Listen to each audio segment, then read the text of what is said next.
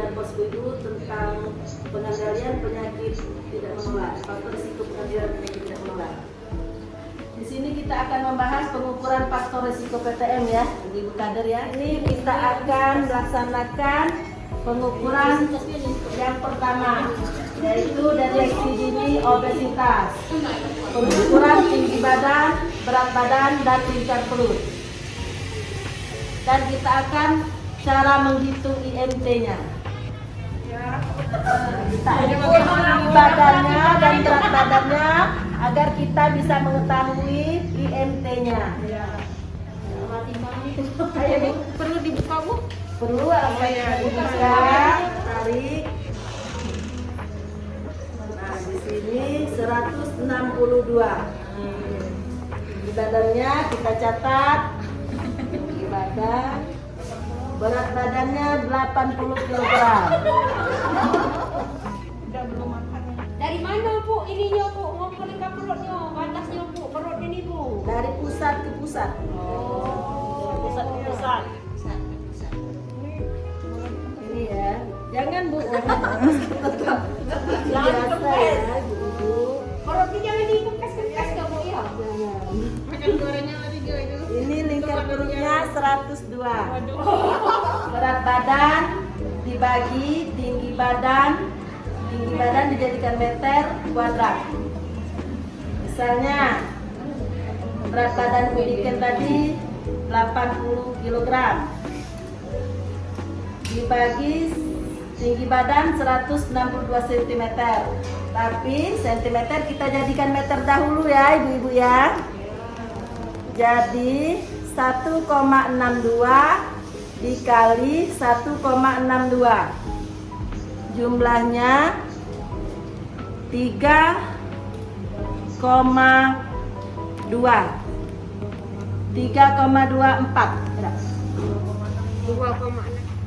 Di sini cartanya termasuk obesitas. Ibu kader ada yang ingin bertanya tentang pengukuran faktor risiko PTM yang kita praktekkan tadi? Apa cara menghitung EMT? Bu, kaget dikasih Bu ya yang contoh cara untuk yang cara kolomnya untuk kami kaget untuk jelas ke pasien Oh, carta yang obesitas ya? Yo, Obesitas. kaget. Oh ya, nanti kita kasih per posyandu atau per pospindu gitu. Jadi kita bisa menghitung carta obesitasnya Bu ya. Dapat kaget ini Bu ya. Iya, ya dapat nanti kita bagi Bu ya. Untuk pasien kaget dia nanya kan apa itu. Oh, itu tidak untuk pasien satu-satu Bu. Oh, Satu untuk pasien. cukup satu posyandu, satu carta. Jadi kita bisa membaca di carta Memang untuk itu. kami kader itu tuh Bu ya. Iya. Oh ya. Karena tidak ada lagi yang ingin bertanya, saya akhiri. Wassalamualaikum warahmatullahi wabarakatuh. Nah, selamat siang Ibu-ibu. Ya. Di sini saya ingin melaksanakan pemeriksaan untuk resiko dari penyakit tidak menular. Nah, salah satu pemeriksaan yang kali ini akan saya lakukan adalah saya ingin mendeteksi deteksi dini diabetes. Ada alat-alatnya, jangan lupa kita ada handscoon, ada alat untuk pemeriksa gula darah tadi, kemudian tidak lupa stripnya, ada alkohol swab serta lancet untuk mengambil darahnya. Oke. Langsung saja kita praktek ya ibu-ibu.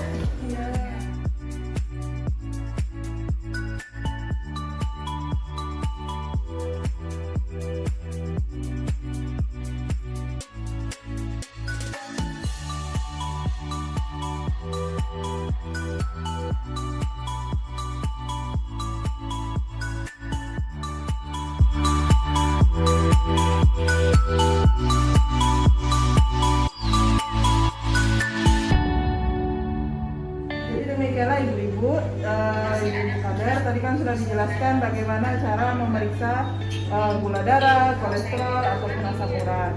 Oke, tadi sudah kita dapat hasilnya. Ada yang ingin bertanya? Ya silakan ibu sebutkan dari mana nama dan dari posyandu mana. Nama saya Rina dari Posyandu Blimbing Jaya. Mau bertanya, itu Bu yang Yang ini? Kan dicocok ke uangnya Bu. Ya. Itu apa diganti sikok pasien sikok atau misal seterusnya Bu? Oh, kalau ini memang ya harus diperhatikan, ini satu pasien satu jarum ya. Jadi kalau memang sudah dipakai ke satu pasien dibuang. Tapi kalau cukup Bu, ya beda pasiennya ya, harus nggak boleh sama ini ya. Begini cuma sekali pakai, cuma satu kali pakai aja. Oke, kalau begitu saya akhiri tentang pemeriksaan dari faktor risiko PTM ini. Semoga bisa membantu di desa nanti bagi ibu kader. Assalamualaikum warahmatullahi wabarakatuh. Assalamualaikum warahmatullahi wabarakatuh. Terima kasih ya kepada ibu-ibu kader untuk waktunya hari ini. Kita dalam program kesehatan ya. Saya sebagai fasilitator untuk mengedukasi ibu-ibu mengenai pencegahan dan pengendalian penyakit tidak menular yang berkaitan dengan penyakit hipertensi dan DM ya. Tek ya, misalnya kita harus mengatur pengaturan pola makan. Isi piringku Bu ya, diet makan ya. Isi piringku kita harus yang ini lauk Bu ya, misalnya kalau kita makan Bu ya, untuk pengaturan untuk orang yang menderita penyakit hipertensi, DM, kita harus pokoknya sekarang harus menerapkan pola gizi seimbang Bu ya, pedoman gizi seimbang untuk sekarang ibu kader tahu Bu. Sekarang gizi seimbang ya. Nah, kita harus mengedukasi masyarakat biar kalau dulu Bu ya kita 4 sehat 5 sempurna. Kalau sekarang kan gizi seimbang, yaitu Bu ya lauk pauknya Bu ya, misalnya lauk 1/4 Bu, terus buah-buahannya 1/4, makanan yang ininya Bu ya 3/4, terus sayurannya 3/4. Jadi kalau dulu kan 4 sehat 5 sempurna, kalau sekarang kita disebutnya dengan gizi seimbang, jadi isi piringku. Nah, terus untuk penderita hipertensi dan DM, anjuran gula, garam, dan lemak per hari ya Bu ya. Nah, untuk penderita kita harus pembatasan untuk konsumsi gula sehari minimal 4 sendok. 4 sendok Bu ya, 4 sendok sehari.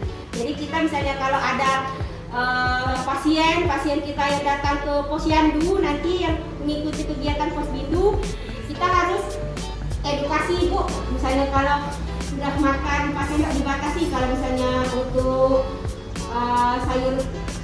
sayur-sayuran sudah pakai yang ini kan harus pokoknya sehari kita 4 sendok sehari, terus untuk garam 1 sendok sehari, untuk lemak, konsumsi lemak 5 sendok. Jadi misalnya kalau kita tuh Bu, gorengan itu sehari itu sudah cukup Bu lemak kita. Untuk lemak ya. Sehari. Iya sehari. Berapa gorengan? Gorengannya sehari. 1 saja Bu, untuk gorengan. Ini kalau 4 ini kok Bu. Nah, sehari itu cukup. Jadi tidak goreng terus makan. Goreng-gorengan ya. Nah, terus ya kita harus istirahat yang cukup Bu. Istirahat yang cukup. Aktivitas fisik untuk ibu-ibu DM. Jadi aktivitas fisik kita untuk mencegah faktor risiko penyakit tidak menular ini kan ada kegiatan namanya aktivitas fisik atau latihan fisik. Aktivitas fisik itu Bu kegiatan aktivitas kita di rumah sehari-hari, misalnya cak nyapu, ngepel, itu sudah termasuk aktivitas fisik. Aktivitas fisik itu Bu kegiatan 3 sampai 5 kali, itu namanya 30 menit sehari. 3 sampai 5 kali dalam seminggu. Kalau misalnya cak nyapu, ngepel, kita di rumah itu sudah termasuk aktivitas fisik ya. Nah, misalnya kalau cak rutin latihan fisik, kita cak olahraga, latihan fisik gitu ya. Kalau di rumah rata-rata kurasa ibu-ibu kader nih lah sudah melakukan aktivitas fisik lama di rumah ya. Cak kita nyapu, ngepel ya. Sudah Bu. Sudah ya. Ada yang menderita penyakit hipertensi dan DM? Tidak. Baiklah ibu ya, untuk materi mengenai edukasi pengendalian faktor risiko PTM ini tadi sudah ya. Untuk penjelasan saya, ada yang ingin ibu tanyakan nggak Bu? Tanya Bu. Oh, dari mana Bu? Perkenalkan dulu. kan udah saya cinta dan ada cinta kasih. Nak tanya bu mana bu cara ngitung 5 sendok gula kita per hari bu. Oh, yang ini ya, masalah mengenai batas anjuran konsumsi gula dan lemak kita sehari ya. Nah, jadi Bu ya, kalau konsumsi anjuran gula kita tuh 4 sendok sehari. Jadi misalnya kalau ibu ngopi ngeteh. Teh bu. Nah, kalau ibu ngeteh, Bu ya ngeteh pagi sama ngeteh misalnya sore, snack sore Bu ya. Nah, itu Bu sudah cukup Bu konsumsi gula ibu untuk teh pagi sama teh sore. Jadi ibu tidak perlu lagi misalnya nak minum apa es lagi itu naik konsumsi karena kita batasi apalagi kita nyala tubuh ya. Agak ibu ada faktor risiko DM Bu penyakit kencing manis. Nah, ya itulah Bu supaya kita cegah minimal konsumsi kita 4 sendok sehari. Jadi cukup Bu misalnya ibu makan minum teh sama itu tadi Bu ya. Pagi sama sore sudah cukup konsumsi gula kita sehari Bu ya. Nah, jadi tidak perlu ditambahkan minuman yang lain. Ada lagi Bu yang nak ditanyakan? Nah, itu saja Bu ya dari materi edukasi kita ini Bu ya mengenai pengendalian faktor risiko PTM. Jadi kaget kita pelaksanaan kegiatan pengendalian faktor risiko PTM ini akan dilakukan oleh ibu-ibu kader ya. Kita di fasilitator, kami sebagai fasilitator mengedukasi dan memberikan pelajaran atau materi kepada ibu-ibu kader ini ya untuk diteruskan kepada masyarakat di Posyandu, layanan Posyandu ya Bu ya. Nah, sekian dari kami Bu ya. Terima kasih untuk kesediaan waktunya. Wassalamualaikum warahmatullahi wabarakatuh.